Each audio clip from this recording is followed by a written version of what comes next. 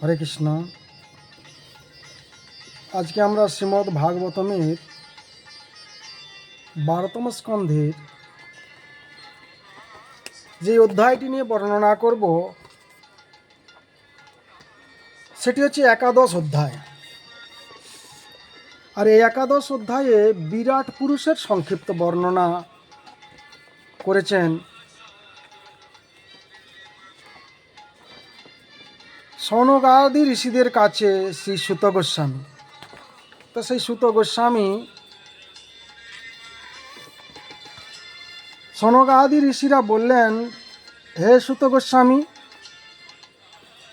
আপনি হচ্ছেন সর্বোত্তম তত্ত্ববিদ, পরমেশ্বর ভগবানের মহান ভক্ত। তাই আমরা এখন আপনার কাছ থেকে সমস্ত তন্ত্রশাস্ত্রের নির্ণীত সিদ্ধান্ত সম্পর্কে প্রশ্ন করছি। লক্ষ্মীপতি পরমেশ্বরের আরাধনার মাধ্যমে যে ক্রিয়াযোগের অনুশীলন করা হয়, অনুগ্রহপূর্বক আমরা যে উৎসাহী শিক্ষার্থীবৃন্দ রয়েছি তা ব্যাখ্যা করুন। বিশেষ করে জড় প্রতিভূর পরিপ্রেক্ষিতে ভগবানের ভক্তরা যেভাবে তার অঙ্গ পার্শ্বদ সমস্ত অলঙ্কার সম্বন্ধে জানার চেষ্টা করেন, তাই পরমেশ্বরের আরাধনা করে মরণশীল জীবও যে অমরত্ব লাভ করতে পারে সেইটি সম্বন্ধে আমাদের বলুন। সুত গোস্বামী বললেন, আমি আমার গুরুবর্গের কাছে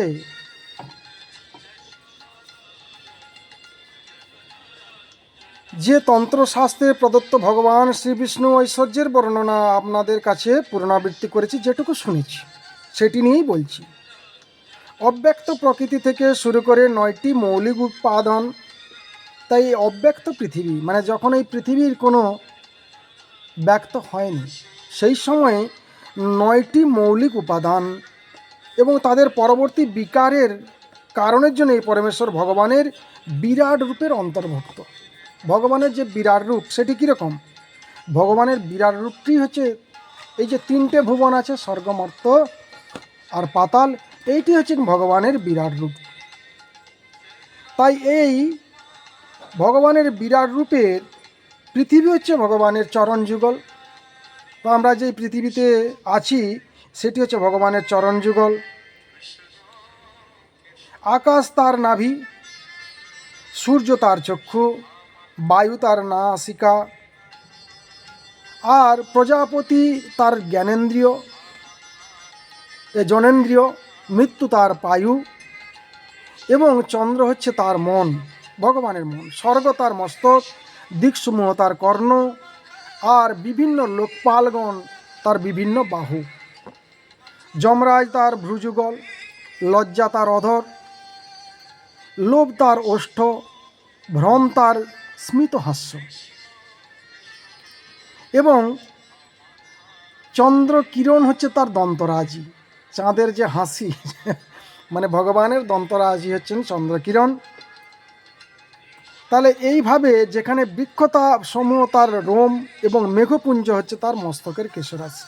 ঠিক যেমন মানুষ এই জড়জগতে কোনো সাধারণ ব্যক্তির অঙ্গ সংস্থান পরিমাপ করে তার পরিমাণ নির্ধারণ করতে পারে, ঠিক তেমনি বিরাট রূপের অন্তর্ভুক্ত গ্রহ সংস্থান পরিমাপ করে মহাপুরুষের আয়তন নির্ধারণ করা যেতে পারে। মহাপুরুষদের যে আয়তন সেটি নির্ধারণ করা যায়। সাউন্ডটা একটু কমে। তাই সর্বশক্তিমান অজ পরমেশ্বর ভগবান তার বক্ষে কৌস্তবমণি ধারণ করেন, যা হচ্ছে শুদ্ধ জীবাত্মার প্রতিভূ। তার সঙ্গে ধারণ করে শিবৎস চিহ্ন। তার যিনি ভগবান হবেন তিনি কৌস্তবমণি ধারণ করবেন, যেই সেই ভগবান নয়। তার অঙ্গে শিবৎ চিহ্ন ধারণ করবেন, যা হচ্ছে সেই মণিরই পরিব্যাপ্ত জ্যোতির সাক্ষাৎ প্রকাশ। তার পুষ্পমালাটি হচ্ছে গুণসমূহের বিচিত্র সমাহারে নির্মিত তার জোড়া প্রকৃতি। ভগবানের যে পুষ্পমাল্যটি যেটি তার গলদেশে থাকেন সেটি হচ্ছে জোড়া প্রকৃতির সমাহারে নির্মিত জোড়া প্রকৃতি। তার পিতবসন হচ্ছে বৈদিক ছন্দ এবং তার পবিত্র উপবিত্ত মানে তিনি যে উপবিত্ত ধারণ করেন সেটি হচ্ছে অক্ষর বিশিষ্ট ওমকার। তাহলে বুঝতে পারা যাচ্ছে তার মকরাকৃতি কর্ণকুণ্ডল, তিনি অসংখ্য যোগ মার্গের ধারণ করেন এবং ত্রিজগতে অভয় প্রদানকারী তার মুকুট হচ্ছে ব্রহ্মলোকের পরমপদ। তাই ভগবানের আসন অনন্ত হচ্ছে জড়া প্রকৃতির অব্যক্ত স্তর এবং তার পদ্ম সদৃশ্য মুকুট হচ্ছে ধর্মজ্ঞান সমন্বিত সত্যগুণ। তাই ভগবান যে গদা ধারণ করেন তা হচ্ছে দৈহিক, মানসিক এবং ইন্দ্রিয় বল সংযুক্ত মুখ্য তত্ত্ব প্রাণ।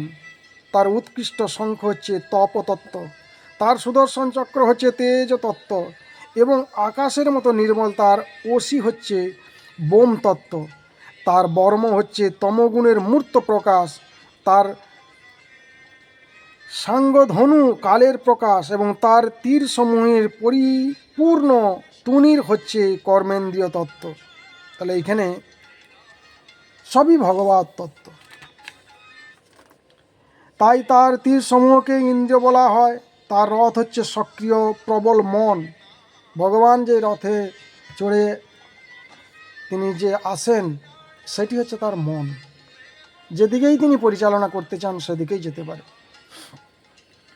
তার বাহ্য অভিব্যক্তি হচ্ছে ইন্দ্রিয় সমূহ অনুভূতির সূক্ষ্ম বিষয়ে তথা তন্মাত্রা এবং তার হস্তমুদ্রা হচ্ছে সমস্ত উদ্দেশ্যপূর্ণ কর্মের সারাংশ।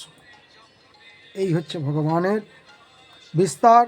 সূর্যমণ্ডল হচ্ছে সেই স্থান থেকে যেখানে পরমেশ্বর পূজিত হন। দীক্ষা হচ্ছে জীবাত্মার শুদ্ধির উপায় এবং পরমেশ্বর ভগবানের ভক্তিমূলক সেবা দান করা হচ্ছে মানুষের সমস্ত পাপের প্রতিফলকে নির্মূল করার উপায়। এখানে বলা হচ্ছে কি দীক্ষা হচ্ছে জীবাত্মার শুদ্ধির উপায়। তাহলে জীবাত্মা যে শুদ্ধ হবে কিভাবে? যার দীক্ষা হয়নি সে কিভাবে শুদ্ধ হবে? আর দীক্ষা মানেই ভগবানের সেই নাম জপ করা। আর পরমেশ্বর ভগবানকে ভক্তিমূলক সেবাদান করা হচ্ছে মানুষের সমস্ত পাপের প্রতিফলকে নির্মূল করার উপায়। তা মানুষের যে পাপ করে মানুষ জানে, জেনে অজান্তে বা বহু জন্মের, এই পাপ ও কর্মের একমাত্র ভগবান বলছেন তাই সর্বধর্মান পরিত্যাজ্য মাম একম শরণম ভজ অহম তাম সর্বপাপভ্য মোক্ষয়িষ্যামি মা শুচ। তাই ভগবান প্রত্যেকটা জীবের পাপকে ক্ষয় প্রদান করতে পারেন। কিসে? না তা ভগবানের নাম সেবার মাধ্যমে। তা অবশ্যই সেই সেবা কিভাবে করবে সেটি গুরুর কাছ থেকে জেনে নিয়ে শিক্ষা গ্রহণ করেই করা উচিত। ভগ শব্দে নির্দেশিত বিচিত্র ঐশ্বর্যে প্রতিভ স্বরূপ একটি লীলা কমল ধারণ করে পরমেশ্বর ভগবান ধর্ম এবং যশ স্বরূপ চামর যুগলের সেবা গ্রহণ করে থাকেন। হে ব্রাহ্মণগণ, ভগবানের ছত্র হচ্ছে তার চিন্ময় ধাম তথা বৈকুণ্ঠ, যেখানে কোনো ভয় নাই এবং যোগ্য পুরুষের বাহন গরুর হচ্ছে 3 প্রকারের বেদ। এইখানে সৌভাগ্যের অধিষ্ঠাত্রী দেবী হচ্ছেন লক্ষ্মী, যিনি কখনোই ভগবানকে পরিত্যাগ করেন না। তিনি এই জগতে তার অন্তরঙ্গা শক্তি প্রতিভূ রূপে তার সঙ্গে আবির্ভূত হন। তাহলে ভগবানের অন্তরঙ্গা শক্তি মা লক্ষ্মী, আর ভগবানের আহ্লাদিনী শক্তি হচ্ছেন রাধা। এবং সেই ভগবান অন্তরঙ্গা শক্তিকে আশ্রয় করেই তিনি বারবার ধরে আসেন। কেন আসেন না? যদা যদা হি ধর্মস্য গ্লানি ভবতি ভারতম অভ্যুত্থানং অধর্মস্য তদাত্মানং সৃজম্যহম পরিত্রাণায় সাধুনাম বিনাশায় চ দুষ্কৃতম ধর্ম সংস্থাপনার্থায় সম্ভবামি যুগে যুগে। তাই ভগবান তিনি বারবার আসেন ধর্ম স্থাপন করার জন্য, অধর্মকে বিনাশ করার জন্য। তাই এইভাবে অন্তরঙ্গা শক্তি প্রতিভূরূপে সঙ্গে আসেন লক্ষ্মী দেবী। তার অন্তরঙ্গ পার্শ্বদের প্রধান বিবশ পঞ্চরাত্র এবং অন্যান্য তন্ত্রের মূর্ত বিগ্রহরূপে পরিচিত। আর নন্দ প্রমুখ ভগবানের 8 জন দ্বার রক্ষক হচ্ছেন তার আদিমানি যোগ সিদ্ধি। তো এইভাবে ভগবানের গুণগান করছেন শ্রী সুত গোস্বামী সনক আদি ঋষিগণের কাছে।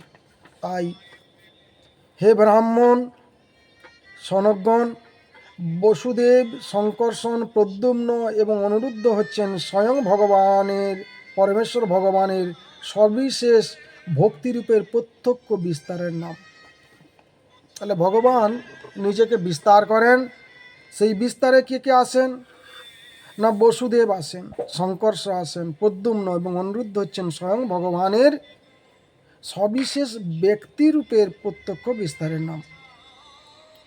বাহ্য বিষয় মন এবং জড়বুদ্ধির মাধ্যমে ক্রিয়াশীল জাগ্রত চেতনা, নিদ্রা এবং সুষুপ্তির পরিপ্রেক্ষিতে এবং চেতনার চতুর্থ স্তর তথা বিশুদ্ধ জ্ঞানময় দিব্যতন্ত্রের পরিপ্রেক্ষিতে মানুষ পরমেশ্বর ভগবান সম্পর্কে ভাবনা করতে পারেন। তা মানুষ কীভাবে ভাবনা করবে? দিব্য ভাব মানুষের মধ্যে, অন্তরের মধ্যে না এলে মানুষ ভগবানকে ভাবনা করতেই পারবে না। এইটাই হচ্ছে মোদ্দা কথা। তাই এই রূপে পরমেশ্বর ভগবান শ্রীহরি চতুর্বিধ সবিশেষ ব্যক্তিরূপে প্রকাশিত হন, যাদের প্রত্যেককে ভগবানের অঙ্গ, উপাঙ্গ, অস্ত্র এবং অলঙ্কার প্রদর্শন করে থাকেন। এই সকল পৃথক বৈশিষ্ট্যের মাধ্যমে ভগবান এই অস্তিত্বশীল জগতের 4টি স্তরকে পালন করেন। তাহলে ভগবান 4টি স্তরকে কিভাবে পালন করে? হে ব্রাহ্মণগণ, একমাত্র তিনি হচ্ছেন স্বয়ং জ্যোতির্ময়, বেদের আদি উৎস এবং তার স্বীয় মহিমায় পরিপূর্ণ। তার জড়া শক্তির মাধ্যমে তিনি সমগ্র ব্রহ্মাণ্ডকে সৃষ্টি করেন। ভগবানের জড়া শক্তির মাধ্যমেই এই ব্রহ্মাণ্ড সৃষ্টি হয়, ধ্বংস করেন এবং পালন করেন। যেহেতু তিনি বিভিন্ন জড়জাগতিক কার্য অনুষ্ঠান করেন, কখনো কখনো তাকে জড়া জাগতিকভাবে বিভক্ত বলে বর্ণনা করায়, কিন্তু তা সত্ত্বেও সর্বদাই তিনি বিশুদ্ধ জ্ঞানে চিন্ময় স্তরে স্থিত আছেন। যারা তার প্রতি ভক্তিতে তৎপর, তারাই তাকে তাদের প্রকৃত পরমাত্মা রূপে উপলব্ধি করতে পারেন।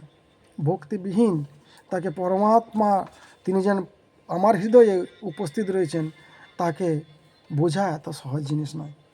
তাই হে অর্জুন, হে অর্জুন সখা, হে বিষ্ণু, ঋষভ এবং সমস্ত রাজনৈতিক দল এবং পৃথিবীর উপদ্রব্যস্বরূপ আপনি তাদের সংহারকর্তা।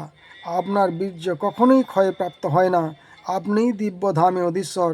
বৃন্দাবনের গোপগোপী এবং তাদের ভূতবর্গ কর্তৃক গীত আপনার প্রতি পবিত্র মহিমা কীর্তন শুধুমাত্র শ্রবণ করলেই সর্বতভাবে কল্যাণ হয়। হে ভগবান, অনুগ্রহ করে আপনার ভক্তদের রক্ষা করুন। সুত গোস্বামী প্রার্থনা করছেন। কেউ কেউ ভোরবেলায় উত্থিত হয়ে বিশুদ্ধ চিত্তে মহাপুরুষের ধ্যানে সমাহিত হয়ে শান্তভাবে তার এই সমস্ত লক্ষণ বর্ণনা কীর্তন করবেন। যে সমস্ত লোক তিনি তাকে হৃদয়ে অবস্থানকারী পরম সত্যরূপে উপলব্ধি করতে পারবেন। শ্রী সনক ঋষি বললেন, আপনার বাক্যে শ্রদ্ধাশীল, সনক ঋষিগণ বললেন যে আপনার বাক্যে শ্রদ্ধাশীল আমাদের কাছে অনুগ্রহপূর্বক প্রতি মাসে প্রদর্শিত সূর্যদেবের বিভিন্ন ব্যক্তিগত পার্ষদ সপ্তকদের কথা, তাদের নাম এবং কার্যবলী সহ বর্ণনা করুন। এইখানে সনক ঋষিগণ সূর্যদেবের বিভিন্ন ব্যক্তিগত পার্ষদ এবং সূর্যদেব কিভাবে কল্যাণকারী কার্য করে সেইগুলি বর্ণনা করার জন্য সুত গোস্বামীকে আহ্বান করলেন। তাই সূর্যদেবের সেবক তথা পার্ষদগণ হচ্ছেন সূর্যের আদি দেবতা রূপ পরমেশ্বর ভগবান শ্রীহরি সবিশেষ ভক্তিরূপের বিস্তার। সুত গোস্বামী বলেন, সূর্য সমস্ত গ্রহের মধ্যে পরিভ্রমণ করেন এবং এইভাবে তাদের গতিকে নিয়ন্ত্রণ করেন। সমস্ত জীবের পরমাত্মা পরমেশ্বর ভগবান শ্রী বিষ্ণু তার অনাদি জোড়া শক্তির মাধ্যমে এই সূর্যকে সৃষ্টি করেছেন। সূর্য কিভাবে সৃষ্টি হয়েছে? ভগবান শ্রী বিষ্ণু তার অনাদি জোড়া শক্তির মাধ্যমেই। তাহলে ভগবানের যে জোড়া শক্তি রয়েছে সেটি হচ্ছে অনাদি, সেই শক্তির মাধ্যমে সূর্যকে তিনি সৃষ্টি করেছেন। পরমেশ্বর ভগবান শ্রীহরি থেকে অভিন্ন সূর্যদেব সমগ্র জগতের একমাত্র আত্মা এবং তিনি তাদের আদি স্রষ্টা। বেদে নির্দেশিত সমস্ত আনুষ্ঠানিক ক্রিয়ারও উৎস হচ্ছেন তিনি এবং বৈদিক ঋষিগণ তাকে নানা নামে ভূষিতা করেন। জড়াশক্তির উৎস হওয়ার ফলে সূর্যদেব রূপে পরমেশ্বর ভগবান শ্রীহরি বিস্তারকে নানাবিধভাবে বর্ণনা করা হয়েছে। হে শৌনক ঋষিগণ, সেগুলি হচ্ছে কাল, স্থান, প্রচেষ্টা, কর্তা, কারণ, বিশেষ আনুষ্ঠানিক ক্রিয়া, শাস্ত্র, আরাধনার দ্রব্য এবং লভ্য ফল। তাই সূর্যদেব রূপে তার কলা শক্তি প্রকাশ করে পরমেশ্বর ভগবান ব্রহ্মাণ্ডের অন্তর্গত গ্রহপুঞ্জের গতিকে নিয়ন্ত্রণ করতে মধু আদি দ্বাদশ মাসের প্রত্যেকটিতে পরিভ্রমণ করেন। দ্বাদশ অর্থাৎ 12টি যে মাস রয়েছে এইগুলি হচ্ছে আদিত্য। এই 12টি মাসে পরিভ্রমণ করেন। এই দ্বাদশ মাসের প্রত্যেকটিতে 6টি পার্শ্বদ দল সূর্যদেবের সঙ্গে পরিভ্রমণ করেন। 6টি পার্শ্বদ দল কি না, সূর্যদেব রূপে, হে মুনিবর, সূর্যদেব রূপে ধাতা, অপ্সরা রূপে কৃতস্থলী, রাক্ষস রূপে হেতি, নাগ রূপে বাসকী, যক্ষ রূপে রথকৃত, ঋষি রূপে পুলস্ত এবং গন্ধ রূপে তুম্বুরু ও মধুমাসকে নিয়ন্ত্রণ করে। মধুমাস এই 12টি মাসকে নিয়ন্ত্রণ করে। সূর্যদেব রূপে অজম্মা, ঋষি রূপে পুলস্ত, যক্ষ রূপে অথৌজ, রাক্ষস রূপে প্রহেতি, অপ্সরা রূপে পুঞ্জিকস্থলী, গন্ধর্ব রূপে নারদ, নাগ রূপে কচ্ছানীর মাধব মাসকে নিয়ন্ত্রণ করা হয়। তাহলে এইভাবে এই 6টি যে পার্শ্বদ রয়েছে সেই পার্শ্বদ, 6টি পার্শ্বদ এই 12টি মাসকে নিয়ন্ত্রণ করে। সূর্যদেব রূপে মিত্র, ঋষি রূপে অত্রি, রাক্ষস রূপে পৌরুষের, নাগ রূপে তক্ষক, অপ্সরা রূপে মেনকা, গন্ধর্ব রূপে হাহা এবং যক্ষ রূপে রথস্তন শুক্র মাসকে নিয়ন্ত্রণ করেন। তাহলে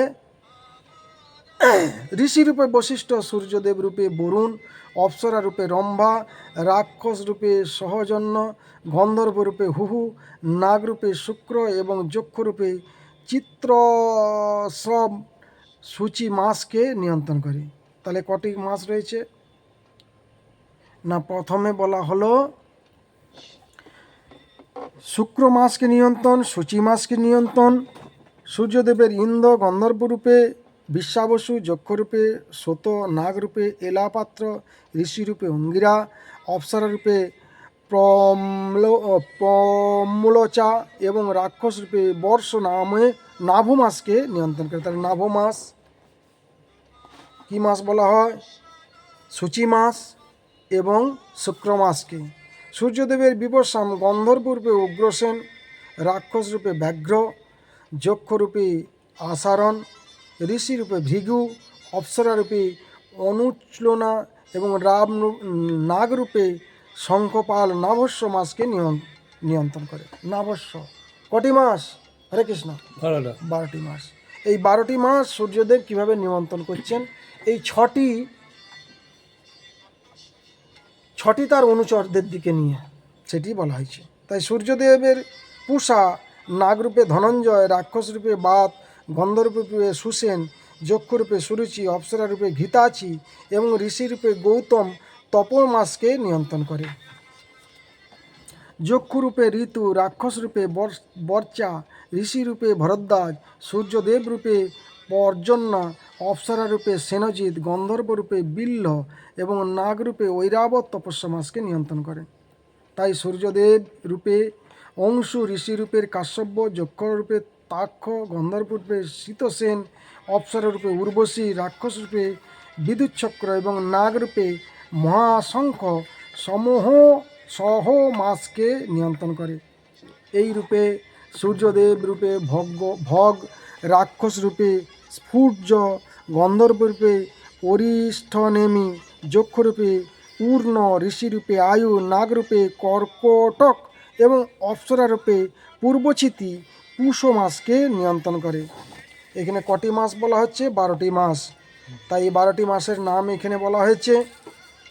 তাই ত্বষ্টা ঋষি রূপে সূচিক পুত্র যমদগ্নি, নাগ রূপে কম্বল, অপ্সরা রূপে তিলোত্তমা, রাক্ষস রূপে বক্ষাপেত এবং যক্ষ রূপে শতজিৎ এবং গন্ধর্ব রূপে ধৃতরাষ্ট্র ঈশ মাসকে পালন করেন। তাহলে এখানে কটি মাস বলা হলো? ঈশ মাস, পৌষ মাস, আর কি মহমাস, আর কি তপস্য মাস। এইভাবে 12টি মাস আসছে। তাই সূর্যদেবের বিষ্ণু নাগরূপে, অশ্বতর অপ্সরারূপে রম্ভা, গন্ধর্বরূপে সূর্যবর্তা, যক্ষরূপে সত্যজিৎ, ঋষিরূপে বিশ্বামিত্র এবং রাক্ষসরূপে মখাপেত ঊর্য মাসকে নিয়ন্ত্রণ করে। তাই এই সকল ব্যক্তিগণ হচ্ছেন সূর্যের রূপে পরমেশ্বর ভগবান ঐশ্বর্যময় বিস্তার, যারা ভোর এবং সূর্যাস্তের সময় এই সকল বিগ্রহের কথা স্মরণ করেন, তারা তাদের সমস্ত পাপের ফল হরণ করেন। বোঝা গেল?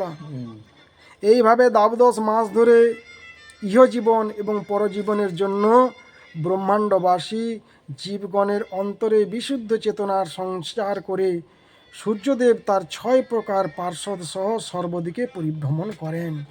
তাহলে সূর্যদেব এখানে কয়টি মাসের কথা বলা হয়েছে?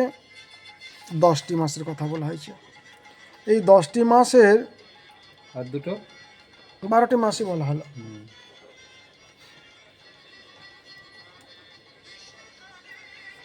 তাই প্রথম যে মাসটির কথা বলা হচ্ছে পুলস্থ, ঠিক আছে, মধুমাসকে নিয়ন্ত্রণ করে। পুলস্থ তাহলে মধুমাসকে নিয়ন্ত্রণ করে।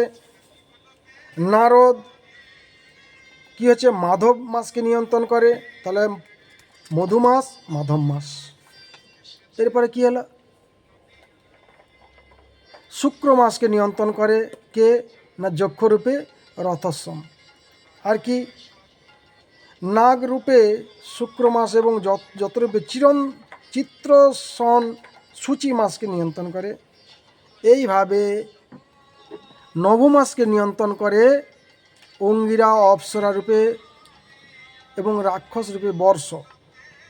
এইভাবে নাবস্য মাসকে নিয়ন্ত্রণ করে অনুশ্রোচা।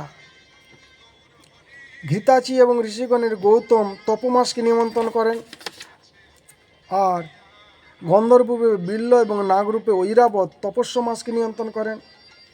এইভাবে নাগরূপে মহাশঙ্খ সহ মাসকে নিয়ন্ত্রণ করে। আর পূর্বচিতি পুষ্য মাসকে নিয়ন্ত্রণ করে। আর ধৃতরাষ্ট্র ঈশ মাসকে নিয়ন্ত্রণ করে। আর ঋষিরূপে বিশ্বামিত্র এবং রাক্ষসরূপে মাখাপেতা ঊর্য মাসকে নিয়ন্ত্রণ করে। এইভাবে 12টি মাসকে নিয়ন্ত্রণ করা হয়। তাই এই সকল ব্যক্তিগণ হচ্ছেন সূর্যদেবের রূপে পরমেশ্বর ভগবানের ঐশ্বর্যময় বিস্তার, যারা ভোর এবং সূর্য অস্তের সময় এই সকল বিগ্রহের কথা স্মরণ করবেন, তাদের সমস্ত পাপের ফল হরণ হবে। তো এইভাবে 12 মাস ধরে ইহজীবন এবং পরজীবনের জন্য ব্রহ্মাণ্ডবাসী জীবগণের অন্তরে বিশুদ্ধ চেতনার সঞ্চার করে সূর্যদেব। তার 6 প্রকার পার্ষদ সহ সর্বদিকেই তিনি পরিভ্রমণ করেন। ঋষিগণ যখন সাম, ঋক এবং যজুর্বেদীয় মন্ত্র সহযোগে সূর্যদেবের স্বরূপ প্রকাশক গুণমহিমা কীর্তন করেন, সেই সময় গন্ধর্বগণ তার গুণকীর্তন করেন, অপ্সরাগণ তার রথের অগ্রভাগে নৃত্য করেন, নাগগণ রথের রজ্জু বন্ধন করেন এবং যক্ষগণ ঘোড়াগুলিকে রথে সংযুক্ত করেন, এবং সেই সময় শক্তিশালী রাক্ষসগণ সেই রথকে পেছন দিকে ধাক্কা দিয়ে থাকেন। সেই রথের অভিমুখে দাঁড়িয়ে সম্মুখে ভ্রমণ করতে করতে বালখিল্য নামে খ্যাত 60,000 ব্রাহ্মণ বৈদিক মন্ত্র সহযোগে সর্বশক্তিমান সূর্যদেবের প্রতি প্রার্থনা নিবেদন করেন। হরে কৃষ্ণ। তাহলে এইগুলি মনে রাখতে হবে। সমস্ত জগৎকে রক্ষা করবার জন্য অনাদি অনন্ত অজস্বরূপ পরমেশ্বর ভগবান শ্রীহরি এই রূপে ব্রহ্মাণ্ডের প্রতিটি দিবসে তার ব্যক্তিগত প্রতিভূরূপে এই সকল বিশেষ বিশেষ দলে নিজেকে বিস্তার করেন। তাহলে তিনি বিশেষ বিশেষভাবে এই সূর্য বলো, চন্দ্র বলো, তিনিই হচ্ছেন বিশেষভাবে তিনি নিজেকে বিস্তার করেন। এইখানে বুঝতে হবে যে সবই হচ্ছে ভগবানের বিস্তার। তাই আজকের এই যে শ্রীমদ্ ভাগবতের যে আমরা বিরাট পুরুষের সংক্ষিপ্ত বিবরণটি পড়লাম, এইটি হচ্ছে 11তম অধ্যায়। আর 12তম স্কন্ধ। তাই এ তো অনেক উচ্চ মার্গের জিনিস। এটাকে বারবার ধরে শুনতে হবে, বারবার ধরে আলোচনা করতে হবে, তবেই এর তত্ত্ব বুঝতে পারা যাবে। তবে যত সামান্য আমরা পেরেছি এটা নিয়ে আলোচনা করেছি। হরে কৃষ্ণ। তো এইভাবেই আমাদের আজকের এই 12তম স্কন্ধের 11তম অধ্যায়টি সমাপ্ত হলো। হরে কৃষ্ণ। হরে